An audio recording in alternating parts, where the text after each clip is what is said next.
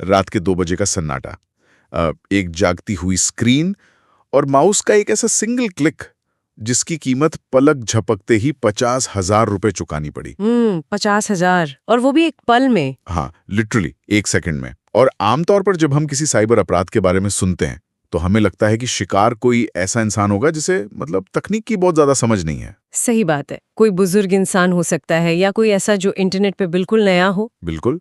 लेकिन क्या हो अगर वो शिकार कोई ऐसा लड़का हो जो खुद एथिकल हैकिंग सीख रहा हो, जिसे पता हो कि फायरवॉल कैसे काम करता है, जो डार्क वेब की कहानियां पढ़ता हो। हाँ, और जो खुद दूसरों की सुरक्षा करने के सपने देखता हो। हैरानी की बात तो यह है कि यह लड़का कोई नौसिखिया नहीं था। तो सवाल ये उठता है कि जो इंसान खुद इस दुनिया को समझता है वो इतने साधारण से जाल में कैसे फंस गया। देखो, यही इस पूरी घटना का सबसे चौंकाने वाला पहलू है।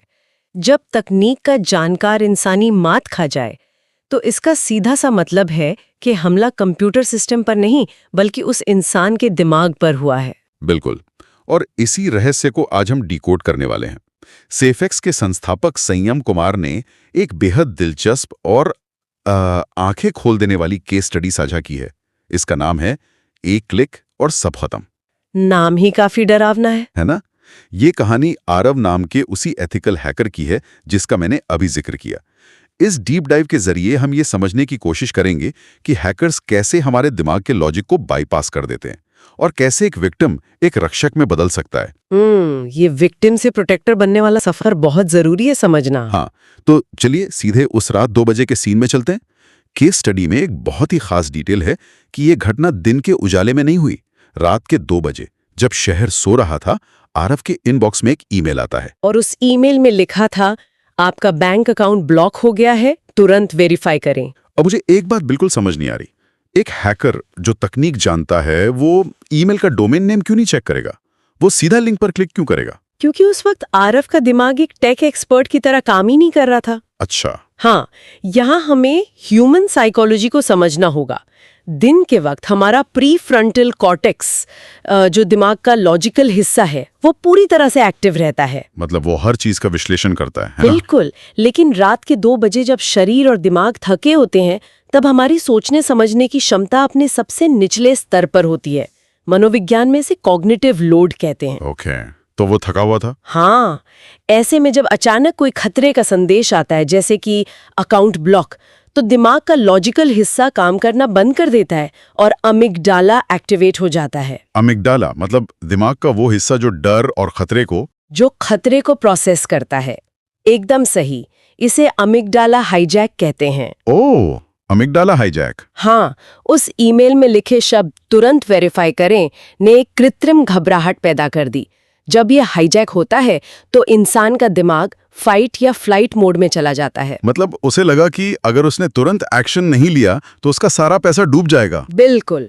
इस स्थिति में कोई भी इंसान डोमेन नेम या स्पेलिंग की गलती चेक करने जैसी तकनीकी बातों पर ध्यान नहीं देता, वो बस रिएक्ट करता है। यार, ये तो ऐसा हो गया जैसे आधी रात को अचानक किसी इमारत का फायर अलार्म बजने लगे। हाँ, बिल्कुल वैसा ही। जब वो कान फाड़ देने वाली आवाज आती है तो कोई भी इंसान रुककर ये चेक नहीं करता कि अलार्म की मशीन ठीक है या नहीं, या धुआं सच में है या नहीं। इंसान बस सीढ़ियों की तरफ भागता है। बहुत ही सटीक तुलना है।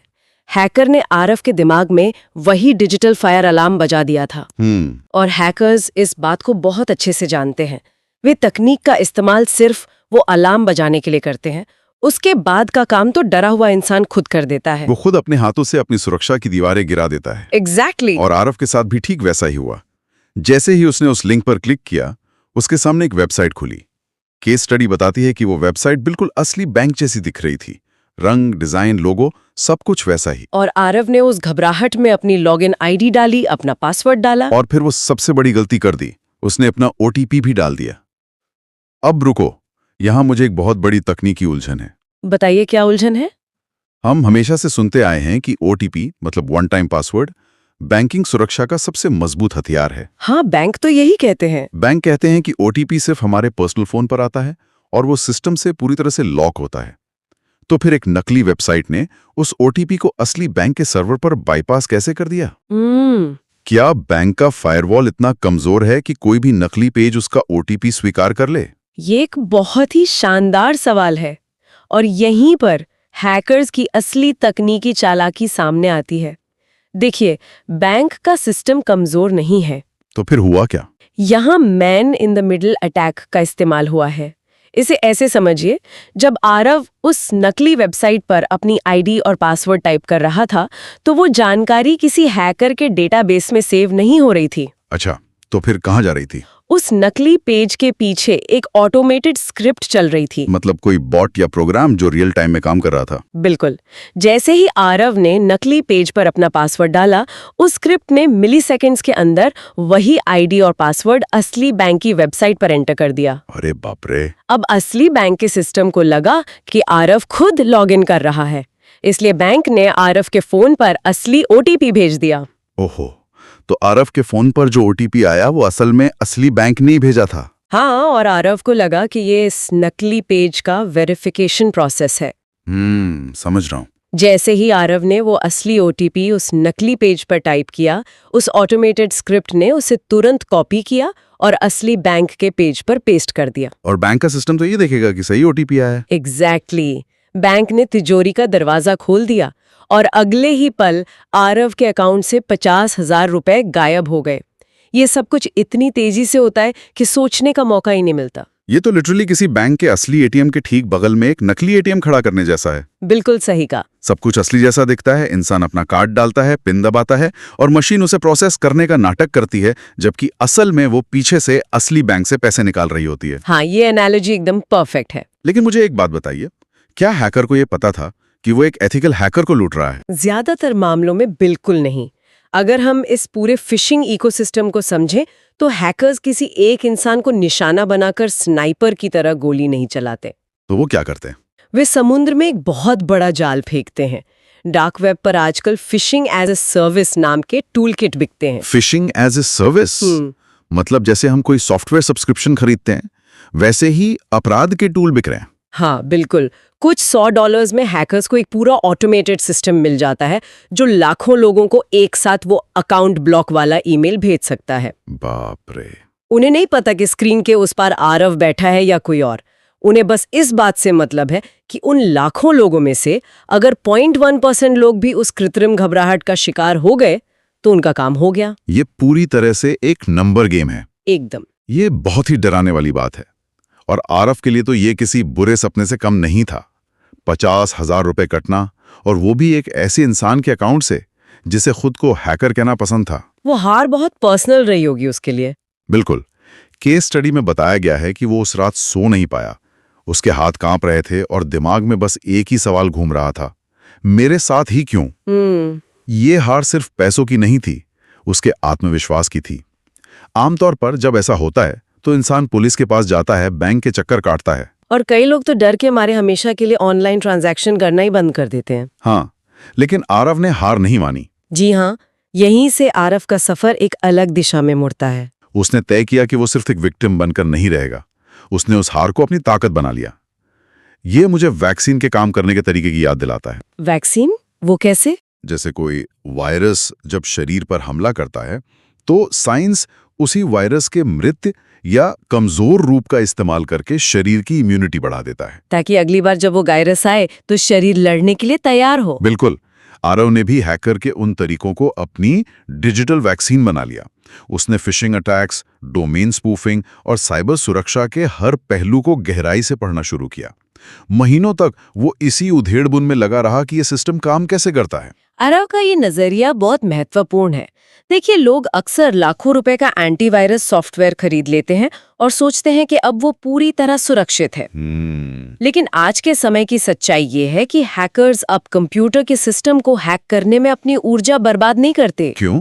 क्या सिस्टम बहुत सुरक्षित हो गए? बिल्कुल। आज से 15 साल पहले सिस्टम्स में बहुत सी खामियां होती थी, लेकिन आज बड़ी कंपनियों के सर्वर, ऑपरेटिंग सिस्टम और फायरवॉल्स इतने एडवांस हो गए हैं कि उन्हें सीधा क्रैक करना बहुत मुश्किल और महंगा है। तो फिर वो क्या करते हैं? इसलिए हैकर्स ने अपना रास्ता बदल लिया है। वे अब सिस्टम को हैक नहीं करते, वे इंसानों को हैक करते हैं। इंसानों को हैक करते हैं? मतलब ये बात सुनने में ही कितनी गहरी है। क्योंकि इंसान के दिमाग में कोई फायरवॉल नहीं होता। इंसान के अंदर लालच है, डर है, जल्दबाजी है। जब हैकर इंसान को चकमा दे सकता है और इंसान खुद ही दरवाजा खोल देगा तो हैकर को दीवार तोड़ने की क्या जरूरत है? सही बात है। आरव ने इस बात को समझ लिया था। उसने समझ लिया कि सबसे बड़ा एंटीवायरस सॉफ्टवेयर हमारे कंप्यूटर में नहीं बल्कि हमारे दिमाग में इंस्टॉल होना चाहिए, जिसे हम जागरूकता कहते हैं। और इसी ह्यूमन पैचिंग या जागरूकता का नतीजा हमें कहानी के अगले हिस्से में देखने को मिलता है। हाँ। आरव एक दिन अपनी स्क्रीन पर फिर से वही पुराना पैटर्न देखता है। एक और फेक वेबसाइट, एक और फिशिंग ईमेल। लेकिन इस बार शिकार आरव नहीं था। इस बार वो तैयार था। हाँ, इस बार कहानी का हीरो भी आरव था। उसने तुरंत उस हैकर को ट्रेस किया, सबूत इकट्ठा किए और अथॉरिटीज को रिपोर्ट की, जिसके बाद वो हैकर पकड़ा गया। ये बहुत बड़ी जीत थी। लेकिन मुझे यहां बस इतनी बात से तसल्ली नहीं हो रही कि उसने ट्रेस कर लिया। हैकर्स तो वीपीएन का इस्तेमाल करते हैं, अपनी लोकेशन छुपाते हैं। फिर एक लड़के ने अपने लैपटॉप से उसे पकड़ा कैसे? ये बहुत ही शानदार तकनीकी सवाल है। देखिए, भले ही हैकर्स वीपीएन या प्रॉक्सी सर्वर का इस्तेमाल करें, लेकिन कोई भी अपराध कभी पूरी तरह से परफेक्ट नहीं होता। मतलब कोई ना कोई सुराग छूट ही जाता है। बिल्कुल। डिजिटल दुनिया में हर कदम एक डिजिटल फुटप्रिंट छोड़ता है। जब आरव ने उस नई फेक वेबसाइट को देखा तो वो घबराया नहीं। उसने उस वेब पेज का सोर्स कोड खोला। मतलब उसने पेज के पीछे की प्रोग्रामिंग को देखा। हाँ, अक्सर जो नए या कम अनुभवी हैकर्स होते हैं वो जल्दबाजी में कोई ना कोई गलती कर देते हैं। आरव ने शायद सोर्स कोड में कोई ऐसा एपीआई एंडपॉइंट खोज लिया होगा जो सीधे हैकर के असली सर्वर से जुड़ा था।